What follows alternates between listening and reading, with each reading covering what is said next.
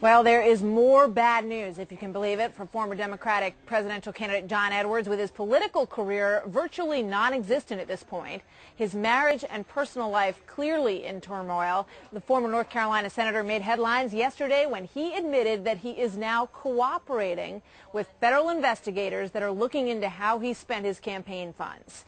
They are looking into why this woman, Rielle Hunter, was paid more than $100,000 from his political action committee.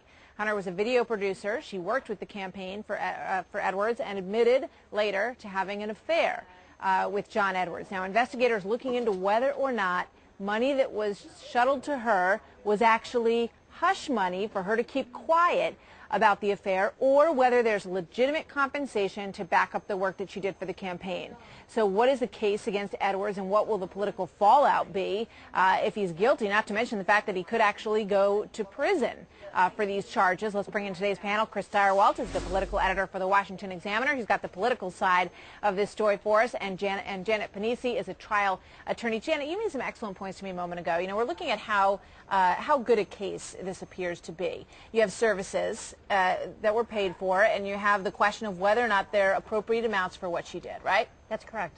The question is whether or not the campaign funds that went to Rielle Hunter were appropriate payments for the context of what she was giving. Was it good or an accurate, fair payment for the services she provided to the campaign? If she provided services that were worth $100,000, then, you know, the case is over.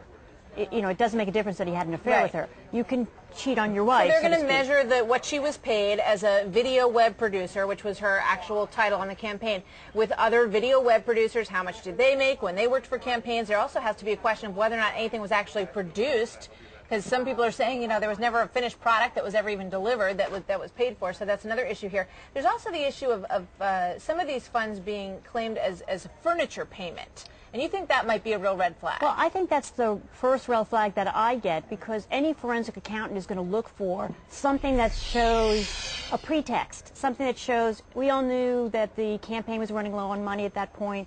The political campaign gave the PAC money to fund its coffer to then make a furniture payment to Ms. Hunter. Right. Why would that be done? What would the purpose of that? And it wasn't for furniture, so why would the entry be made furniture? So if they can prove that she was paid money that wasn't owed to her for services to the campaign, what kind of charges is he looking at here specifically, and how much time might they carry? Well, he's looking at civil and criminal penalties. That's why the willfulness of it is important. Right. It's also dependent upon how much money was used for personal purposes. If it goes into a higher number, it could go to 3 years. I mean, it can go to civil penalties that margin how much money was in the pretext column. When you look at this man, talk about Chris Stirewalt, talk about a fall from grace. I mean, John Edwards ran twice for presidential office as vice presidential candidate. We're now looking at a man who was a former senator of North Carolina, who literally things have just crumbled around him.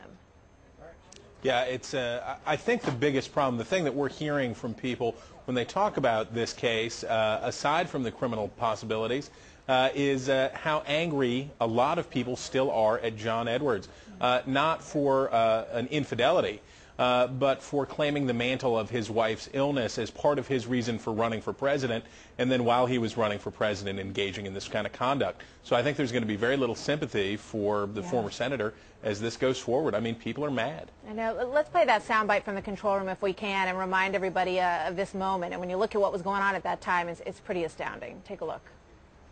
Having been through some struggles together in the past, we know that the key is to keep your head up and keep moving and be strong. We intend to do exactly that.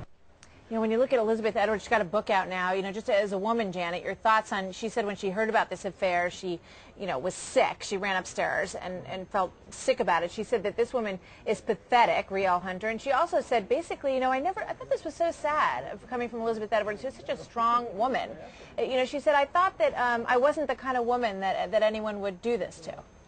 Well, because she was also very wrapped around his campaign, both for political reasons and for personal reasons. And now she, like all the political contributors who have been cheated on, are sitting there going, how could he have said one thing on the one hand and done this on the other hand, and done it almost flawlessly from the way it looked at the time? Chris Stirewalt, I got to wrap, but just very quickly, if you can, any possibility to reclaim any political future for John Edwards in your eyes?